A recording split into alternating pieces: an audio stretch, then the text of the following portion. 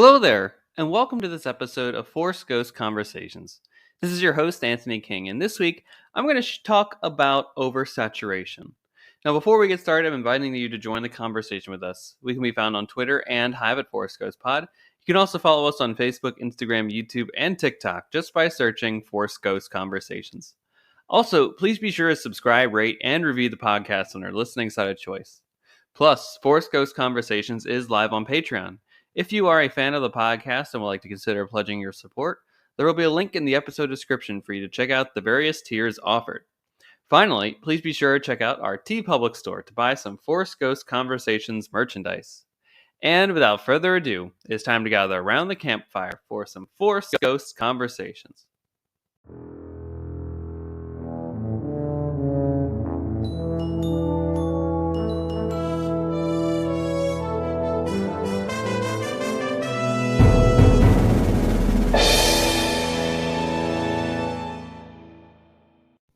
All right, everybody, welcome back to Force Ghost Conversations. And, we're still in this time of the strikes. As of now, the time of this recording at least, the SAG-AFTRA strike is still continuing.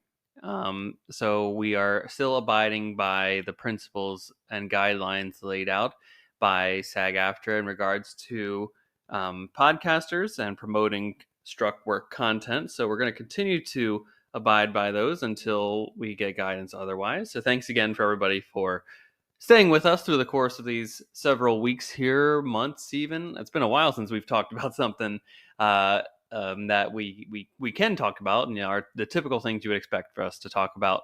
So I thank you all for participating with us along the way here, sticking through, and I hope that one day soon SAG gets the deal that they're looking for in regards to the strikes that they are rightfully so undertaking.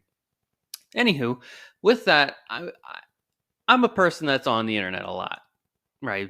Naturally, because of the podcast work, I'm basically a social media person, and I run all of our social media accounts. So if you get a response from us or a like, that's from me directly. So I've been seeing on the internet, and this has been over the course of several weeks and months here, about a topic of that I've been seeing pretty frequently in regards to the content that we all come to this podcast for, and I'm sure we go to other podcasts for, right, in terms of pop culture, the things that we love particularly. But I'm seeing this phrase of oversaturation and burnout going around a lot. Are people being burnt out from the franchises that we love, from the stories that we love? Is there such a thing as too much? And that's something that I wanted to talk about a bit in this episode here. I feel like it's something that safely we can discuss, or at least have a conversation about, since I'm not going to name anything particularly. I may dance around a few names a bit here. But is there such a thing as too much? And that's a fair question to ask. And I've been thinking about this over the last week here. We used to have our minds trained to this concept of we get a movie, maybe another 3 or 4 years later, we get another movie in that franchise, and then it ends with a trilogy. Then maybe 20 years later, they re-pick it up again, and they do a prequel or a legacy sequel, if you will. And then maybe you get another set of films after that. But now we live in this day and age where everything is perhaps let's call it what it is, a cinematic universe. A lot of people are trying to tap into this concept of multiple interweaving and interlocking stories across multiple mediums. Now, the thing that you all come to this podcast for, The Galaxy Far, Far Away, has certainly done this massive multimedia presentation for quite some time now. Not just the movies. They experimented with some TV shows and TV movies in the 80s. You may remember those, and we'll talk about those at a later date and time. But they were also telling stories via books, comics, video games, It was a whole expansive universe, if you will, through the dark times, right? The 80s and 90s, leading all the way up to other films, and then more stories led from that. I feel like that is quite the blueprint that a lot of these cinematic universes are taking from. Now, I know there is one that started in 2008, which really is the mold that people in a modern sense, are going for, right? These interlocking stories that are necessarily not so intertwined, but then they come together for this big, massive event culmination story that has had a great amount of box office success, right? So as soon as one does it to a large degree, the copycats are going to come up. I'm a big fan of horror, and as soon as there's one clown killer film, now you get 15 others, right? Everyone wants a piece of the pie. Or even, frankly, let's look at it from a different perspective, right? I love heavy metal music, right? That's probably my other major love aside from what I'm doing here. In the 80s, there was a big boom of heavy metal music, post 70s, right? Your early Black Sabbaths, Deep Purples, Led Zeppelin, AC/DC, Kiss. You get away from those original bands, and then they mold into your glam metal scene, the very popular metal that you probably know as hair metal, but the appropriate term is glam metal. Your Motley Crues, your Warrants, your Dawkins. And that's the first wave of those folks, and they had tremendous success. And then in the later 80s, you're getting your rebranded bands, right? Your White Snakes, your Judas Priests, your Iron Maidens. They're changing up their sounds and albums to mimic some of those earlier records from those bands. And then you have the second wave of your Nelsons, your Firehouses, your your Skid Rows, all of these bands that are trying to get a piece of that pie, or perhaps they're enticed by the record companies to put out a certain type of music that is very much selling and on MTV, all that great stuff, right? But it's that necessary point that I want to make here is that where there is money, there will be copycats, no matter what. But beyond that, we're experiencing, at least in my understanding and interpretation of what's going on in the last several years, let's say 2017 forward. Yes, services have done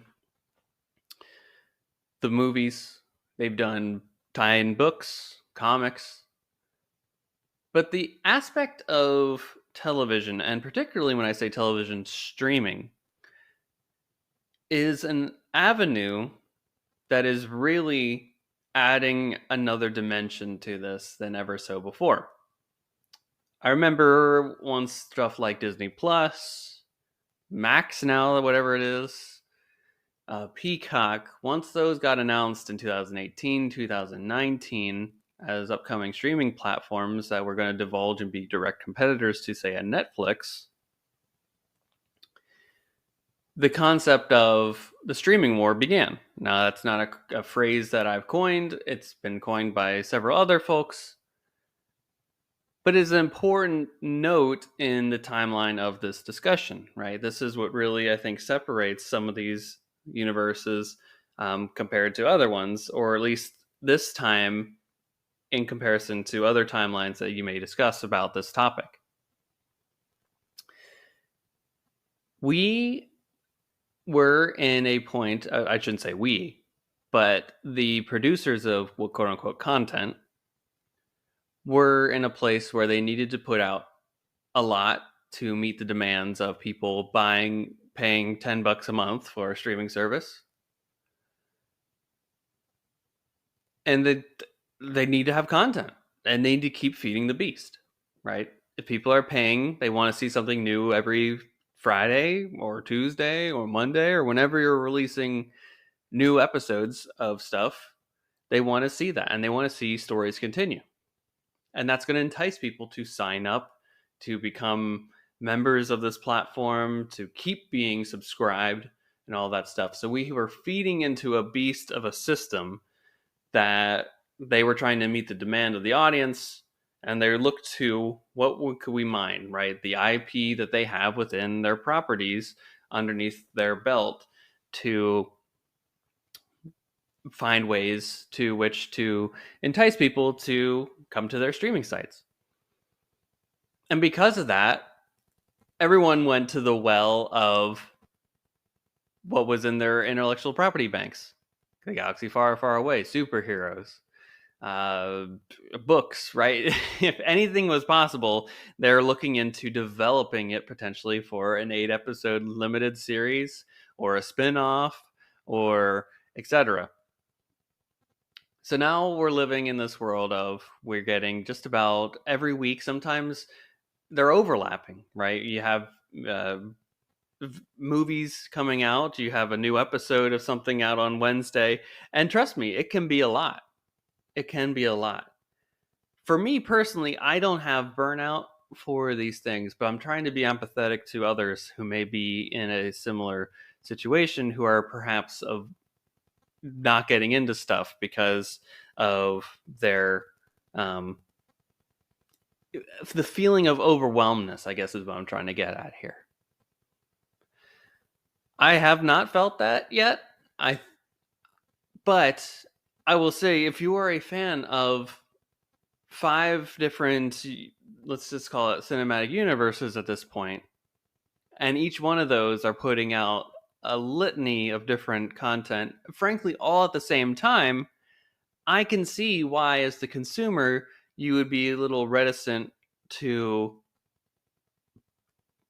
jumping into those different forays, right?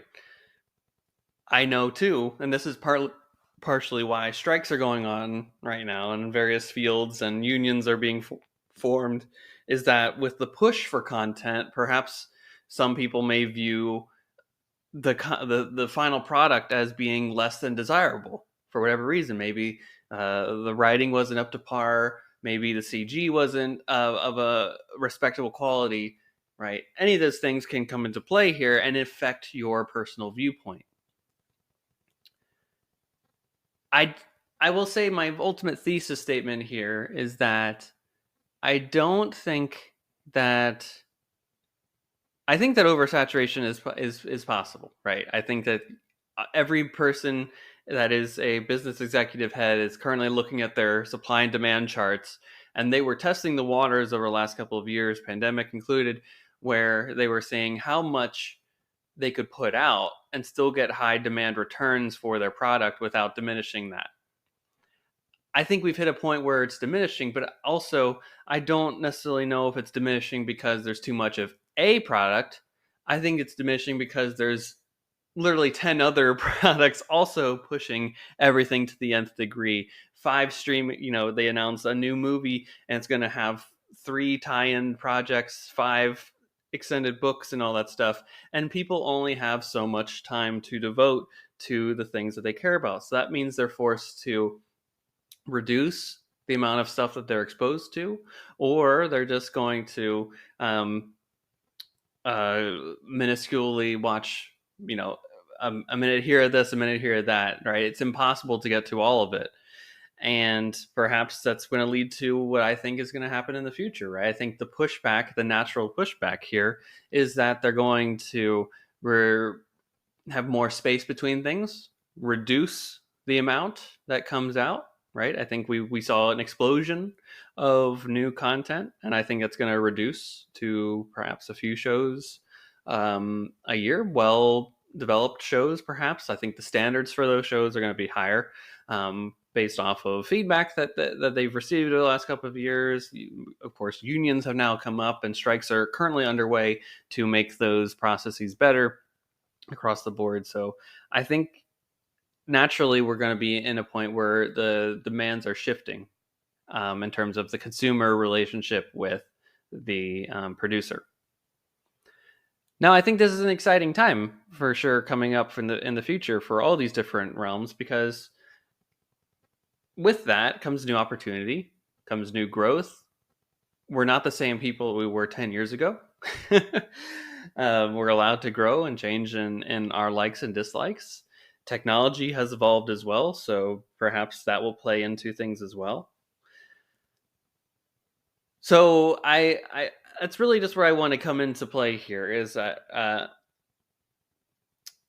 I think that oversaturation is an important issue to consider and to review individually. And I think it's up to each and every one of us to say, all right, this is my point where I can handle X amount, and if not, then if something else comes along, then maybe I pull back on something else, right? I'm not going to be able to watch every sporting event possible if I want to watch every TV show that I want, right? There's trade offs that each person is going to need to make for all of that. But I think this is certainly um, we've hit, I think, a nexus point, if you will, from when the streaming platforms were first announced and they announced all the different shows that would be on them and all that. And now we've had a few years of that. And I think we're at a point where some ramifications are going to take place because of that, right? We're going to see some, like I mentioned, pushback on the amount that is released, and we'll see how audiences respond to all of that. So I'm feeling necessarily optimistic about. I should say I am feeling optimistic about the future. I believe in the storytellers that are going to be putting forth these stories. I look forward to a new generation of storytellers coming in and creating new IP that I'm excited to see come to fruition, to expand upon older mythologies and ideologies that are coming to course here. So I'm for it. I'm looking forward to these changes. But I will also be aware of my time and efforts putting into things. So I hope that you all consider that as well. But I'd love to continue the conversation with everybody here at home about your thoughts on, do you have burnout for particular franchises? Do you have burnout just overall for the streaming model? Let's have a healthy, wonderful conversation about all this. You know where the channels to hit us up on social media are: Twitter, Instagram, Facebook, YouTube, TikTok. Just search Force Ghost Conversations and we'll be there in some capacity. Again, we're on Patreon. We also have a TeePublic site. So if you want to support the podcast in other ways too, we're available on those platforms for as little as $1 a month on Patreon. You can get access to a ton of Force Ghost Conversations goodies. Also, our TeePublic site is where you can get merchandise. So you can get, I'm currently wearing a t-shirt right now, frankly, from our TeePublic site for Force Ghost Conversations, our main logo. But we also have other materials on there as well: hoodies, pillows. I said sweatshirts, but hoodies as well. Again, let me reiterate that one. iPhone cases, all that fun stuff is available, and I know they run sales frequently here. So the holiday season is fast approaching. So if you've got a family member that loves Forest Coast Conversations and you want to get them a little something in the stocking or a little present, maybe do a Secret Santa or something like that. There you go. There you go.